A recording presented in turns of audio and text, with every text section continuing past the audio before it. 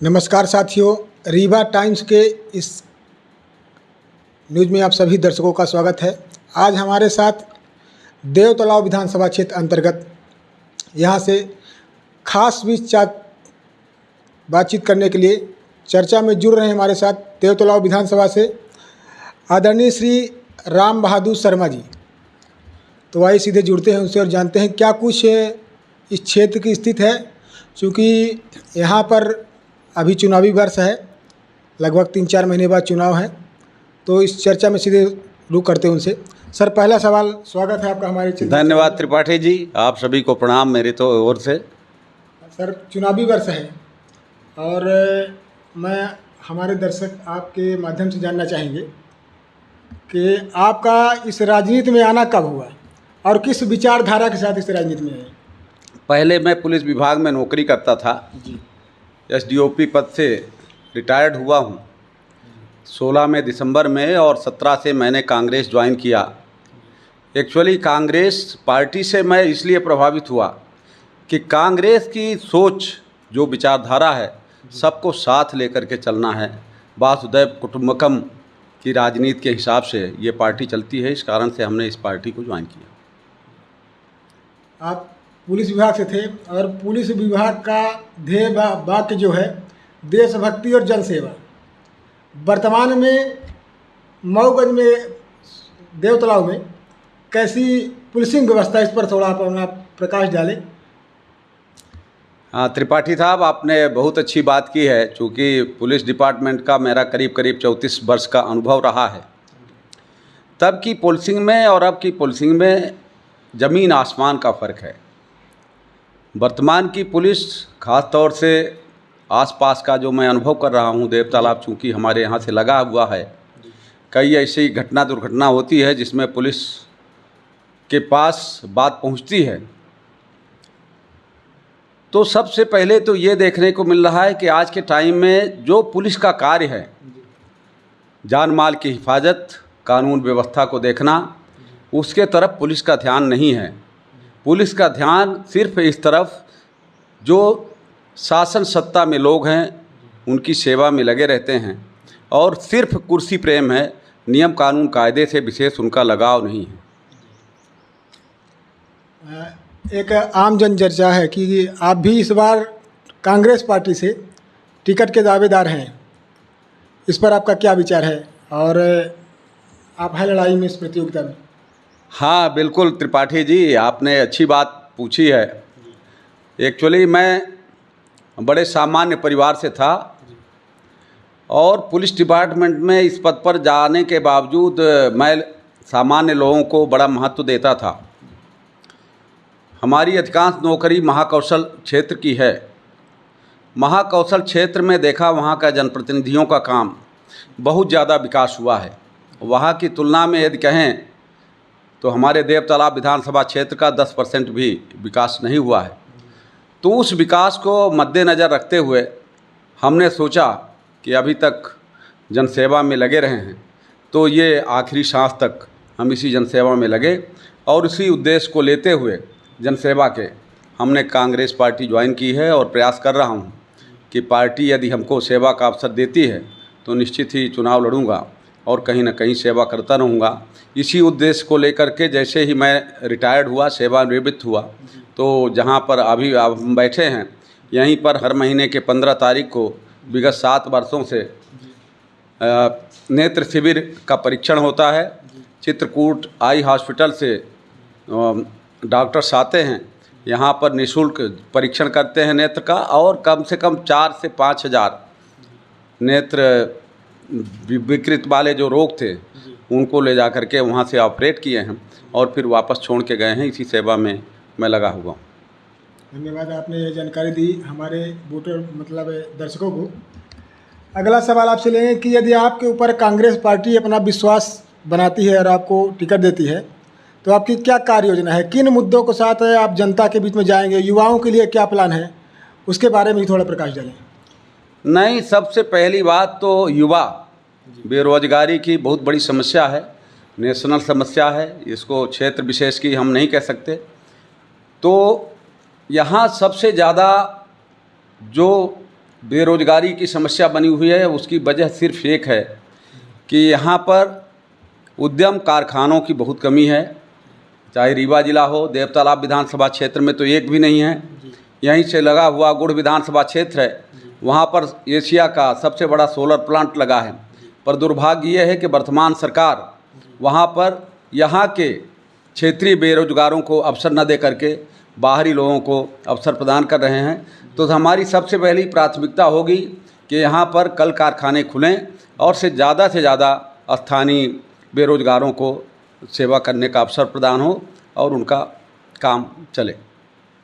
पिछले 3 सत्र में यहाँ पर देवतलाव से भारतीय जनता पार्टी के विधायक चुने गए हैं और हर बार उनका वोट प्रतिशत जो है बढ़ रहा है। आप 2008 के चुनाव में देखें, 2013 के चुनाव में देखें, 2018 के चुनाव में देखें, तो ये इसमें और किसके क्यों बढ़ रहा है और कहाँ कांग्रेस पार्टी के जो उम्मीदवार हैं उनका वोट प्रतिशत गिरा है, इसकी क्या कमी है? सच्चाई तो ये है कि 1985 में बिंद्रा प्रसाद जी, जो कि नई गढ़ी क्षेत्र के रहने वाले हैं, स्थानीय कैंडिडेट थे वो, और उनको टिकट मिली थी और वो चुनाव जीते हैं। और फिर 1985 के बाद हमेशा कांग्रेस चुनाव हारती गई है। 2008 के बाद से माननीय गिरीश गौतम जी जब से यह सामान्य सीट हुई है तब से चुनाव लगातार जीत रहे हैं, बिल्कुल सच्चाई है। अब हम किसी वरिष्ठ नेता के ऊपर इसका दारोमदार नहीं देना चाहेंगे, पर कहीं न कहीं हमारी पार्टी से चूक हुई है, जिसके वजह से जो योग्य कैंडिडेट होना चाहिए कहीं न कहीं उसके चुनाव में गड़बड़ी हुई है और जिसके वजह से पब्लिक हम लोगों को पीछे छोड़ दी और कांग्रेस पार्टी चुनाव हारती रही। क्या एक मुद्दा यह भी है कि जो यहाँ पर ज़मीन पर काम करते हैं धरातल क्षेत्रीय लोग, उनको वरीयता नहीं दी जाती? लिफ्ट इरिगेशन से जो नेता आ जाते हैं उनको टिकट दिया, क्या इस फैक्टर को आप मानते हैं? नहीं त्रिपाठी जी, मैं इस बात को नहीं मानता। देखिए, ऐसा है, जो धरातल पे काम करता है तो टिकट का वितरण तो धरातल से कायदे से जो बात पहुंच जाएगी। मान लीजिए हम काम कर रहे हैं जी, आप मऊगंज के रहने वाले हैं, मुश्किल से 18 किलोमीटर की दूरी है जी, और मेरे बारे में आपको यही जानकारी नहीं थी कि 7 साल से हमारे यहाँ नेत्र शिविर लग रहा है। बिल्कुल नहीं थी। तो जब 18 किलोमीटर के दायरे में ये सूचना एक पत्रकार जी के पास नहीं पहुँच सकती तो कहीं ना कहीं कम्युनिकेशन गैप होता है। जो बातें पहुँचना चाहिए हमारे वरिष्ठ नेताओं के पास, जो ये निर्धारित करते हैं कि मापदंड जो निश्चित करते हैं कि किसको टिकट मिले किसको ना टिकट मिले, तो उसके वजह से ये विसंगति पैदा होती है। लेकिन वर्तमान में माननीय जो कमलनाथ जी हैं, जिस तरह से वो प्रक्रिया चला रहे हैं, जैसे सर्वे करा रहे हैं, स्थानीय स्तर पे जो हमारे वरिष्ठ नेतागण हैं वो भी सर्वे कर रहे हैं, तो जिस तरह से प्रक्रिया हो रही है तो ऐसा लग रहा है कि आने वाले भविष्य में एक योग्य कर्मठ व्यक्ति को ये दायित्व मिलेगा और उससे पार्टी को फायदा होगा। मैं थोड़ा रोकूंगा यहाँ पर आपको। पिछले चुनाव में जो यहाँ पर कांग्रेस पार्टी से उम्मीदवार थी तो वो उसके पूर्व में बीएसपी से उम्मीदवार थी और इस बार पिछले चुनाव में कांग्रेस ने उनको उम्मीदवार था, उनका वोट प्रतिशत घटा, ऐसा क्यों? और एक बात और देखने को मिली कि दुपट्टा कांग्रेस का और प्रचार प्रसार भाजपा का, कांग्रेस के जो क्षेत्रीय नेता थे स्वयंभू जिन्हें हम कहेंगे, तो इस पर आपका क्या विचार है? देखिए, ऐसा तो सभी पार्टियों में है, कहीं ना कहीं विसंगति है। सभी के बारे में एक थर्मामीटर उपयोग नहीं किया जा सकता, खास तौर से राजनीति में। विद्यावती जी की जहाँ तक बात है तो इससे पहले बीएसपी में रही हैं, सच्चाई है। और बीएसपी का जो स्लोगन हुआ करता था तो सामान्य लोगों के लिए कहीं ना कहीं कष्टदायक था। और ये क्षेत्र खास तौर से देवतालाब विधानसभा क्षेत्र, यदि 50% से ऊपर सामान्य जात के लोग रहते हैं और उनको इतना समय भी नहीं मिला, 1 महीने 20 दिन का समय मिला, तो वो संदेश नहीं पहुंच पाया जो कि संदेश पहुंचना चाहिए। हमारे यहाँ से खास तौर से हमारे मतदान केंद्र से कभी भी कांग्रेस को बढ़त नहीं मिलती थी, लेकिन हम लोगों ने मेहनत की और यहाँ पटेल समाज के एक भी लोग नहीं हैं, इसके बावजूद हम लोगों ने कांग्रेस पार्टी से को बढ़त दिलाई है अपने मतदान केंद्र से। कई लोगों ने बहुत अच्छा काम किया है, कई लोग की आदत है कि दिन में कहीं और रहते हैं और रात में कहीं और चले जाते हैं, तो उसके लिए अब क्या कर सकते हैं वो तो। विकास की जहाँ बात करें तो देवतलाव विधानसभा अभी विकास में कहाँ खड़ा है? देखिए, देव तालाब विधानसभा क्षेत्र में जहाँ तक विकास की बात की जाए, मैंने पहले ही निवेदन किया कि दूसरे क्षेत्रों की यदि तुलना करें, महाकौशल क्षेत्र की तुलना करें, दूसरे क्षेत्रों की तुलना करें, हम लोग बहुत पीछे हैं। संवैधानिक पद में मेरे ख्याल से वर्तमान अध्यक्ष महोदय नंबर 1 पे हैं। उनके पास किसी चीज़ की कमी नहीं है, न शक्ति की कमी है, न पैसे की कमी है, न शासन सत्ते के सदुपयोग की कमी है। लेकिन दुर्भाग्य इस क्षेत्र का है, कहना नहीं चाहिए माइक पर, लेकिन मेरे को बोलना पड़ रहा है। शासकीय कार्यालयों में आप चले जाएं, चाहे वो राजस्व विभाग हो, चाहे दूसरे विभाग हो, इतना बड़ा भ्रष्टाचार है। चूँकि हमारी श्रीमती जी यहाँ की सरपंच हैं, बहू हमारी जनपद सदस्य है, तो हमें अवसर मिलता है जाने का। बीपीएल में यदि नाम जोड़ना है तो उसका एक रेट फिक्स है, यदि आप उतना पैसा देंगे तभी आप बीपीएल सूची में नाम जुड़ेगा, नहीं तो नहीं जुड़ेगा। या तो फिर आपके सत्ता पक्ष में जो बैठे नेता लोग हैं वो अप्रोच करें तभी हो पाता है, नहीं तो नहीं हो पाता। यही स्थिति आप देख लें, वर्तमान में जल संकट से पूरा क्षेत्र जूझ रहा है।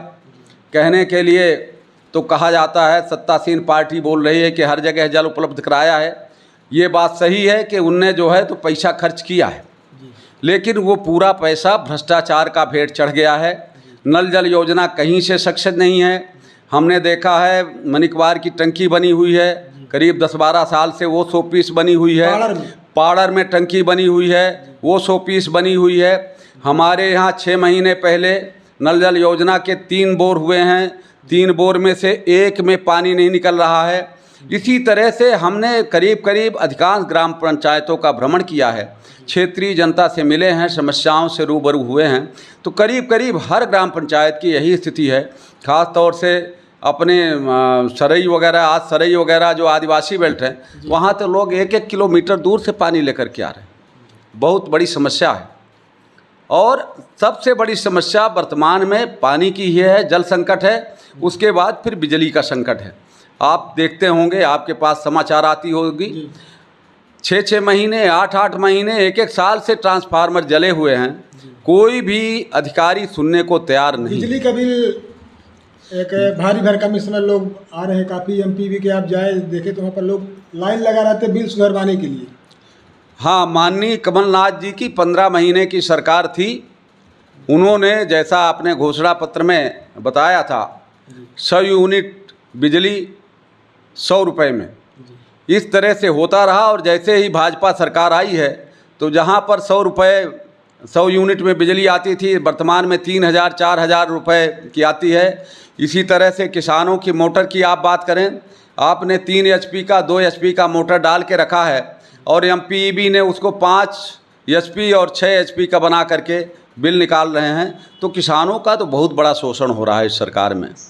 वर्तमान विधायक जो यहाँ से है, उन्होंने अपने जो चुनावी वादे किए थे वो कितना लगभग क्षेत्र में सक्सेस अपना पूरा किए हैं, इस पर थोड़ा प्रकाश जाए। चूँकि आप इस क्षेत्र से, आप भी क्षेत्र में लगातार भ्रमण कर रहे हैं, जनसंपर्क में हैं, तो आप लोगों के सामने ये बातें उभर कर आती होगी, जनता अपनी पीड़ा को कुछ न कुछ बताती होगी उस पर।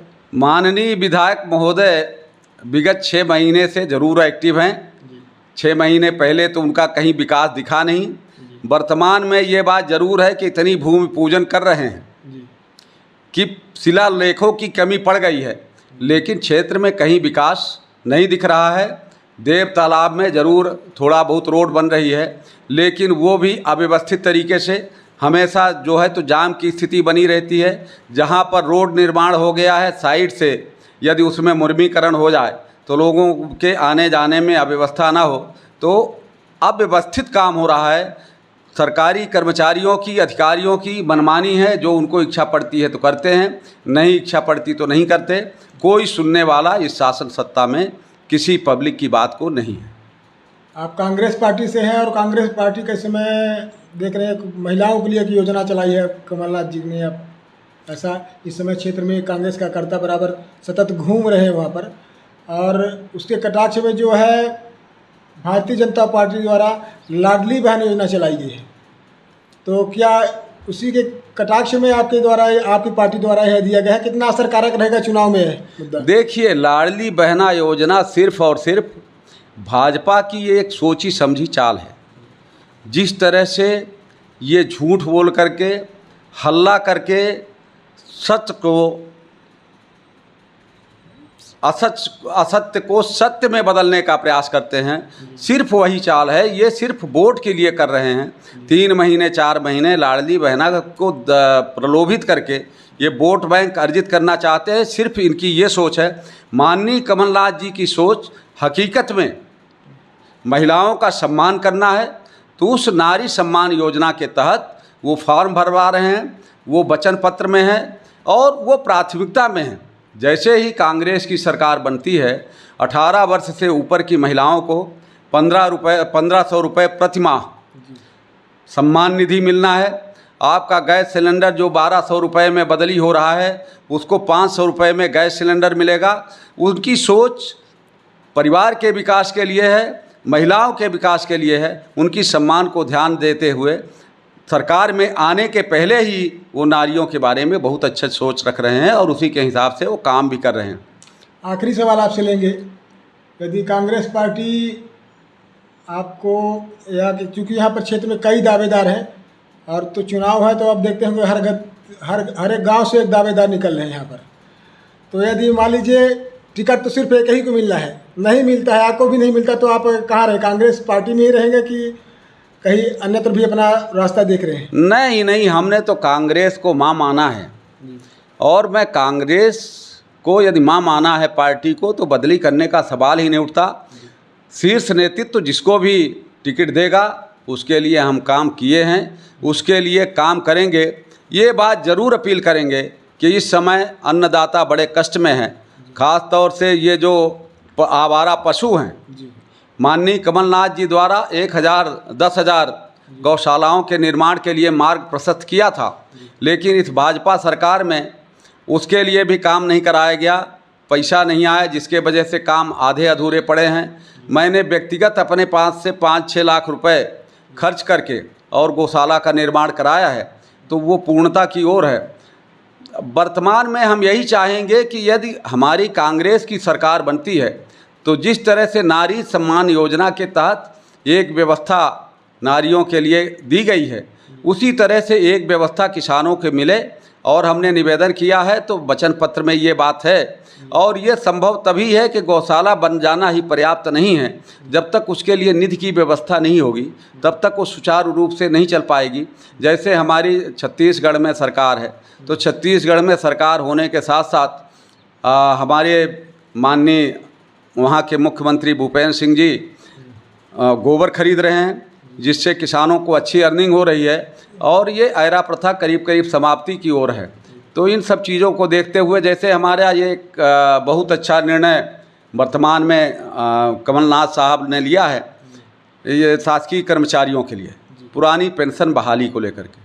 देखिए, बुढ़ापे में पैसे की ज़्यादा आवश्यकता होती है, जवाने में पैसे की उतनी आवश्यकता नहीं होती, उसको दवाई भी करने पड़ते हैं, लाइबिलिटीज़ बढ़ जाती हैं। तो ऐसे में यदि पेंशन मिलता है तो उसका गुजर बसर चलता रहता है। इन सब चीज़ों को ध्यान में रख करके माननीय कमलनाथ जी ने काम किया है और मेरे ख्याल से इस बार भारी जनमत कांग्रेस को मिलने वाला है और हमारी कांग्रेस की सरकार आने वाली है। आप लोग भी इसी तरह से शुभकामनाएं दें कि हमारी सरकार बने और हम सब मिल करके काम करें। हमारे चैनल के माध्यम से आप जो हमारे क्षेत्रीय वोटर हैं और दर्शक हैं, आपके वोटर और हमारे दर्शक, उनको क्या संदेश देंगे? चूँकि कुछ ही महीनों के अंतराल में चुनाव है, और किस आधार पर वोटिंग करेंगे आप? किस आधार पर जनता के पास जाएंगे और किस आधार पर वो वोटिंग करें? साहब, प्रजातंत्र में जो जनता जनार्दन कहा गया है, यथार्थ में प्रजातंत्र में जनता ही जनार्दन है। प्रतिनिधि के भाग्य का फैसला जनता ही करती है और जनता के सेवक के रूप में हम काम करेंगे, हमारी सरकार काम करेगी और कहीं न कहीं इसका प्रतिफल, अच्छा फल हमारी जनता जनार्दन को देखने को मिलेगा। सभी को हमारी ओर से बहुत बहुत शुभकामनाएं और प्रार्थना कि कैसे भी प्रयास करके इस, अब ज़्यादा बातें तो ना बोलेंगे, असफल ही बोल सकते हैं, निकम्मी तो बोल नहीं सकते इस सरकार को, पर कहीं न कहीं काम नहीं हो रहा है। इस कारण से हम लोग देख रहे हैं हर जगह पब्लिक मृग मरीचिका की तरह भटक रही है और कहीं भी उसको कोई ऐसी आशा की किरण दिखाई नहीं पड़ रही वर्तमान में। बहुत बहुत धन्यवाद। Thank you, हमारे तरफ से और हमारे चैनल की तरफ से आपको बहुत बहुत शुभकामनाएं। थैंक यू त्रिपाठी जी, आपने अवसर दिया उसके लिए बहुत बहुत धन्यवाद आपको भी।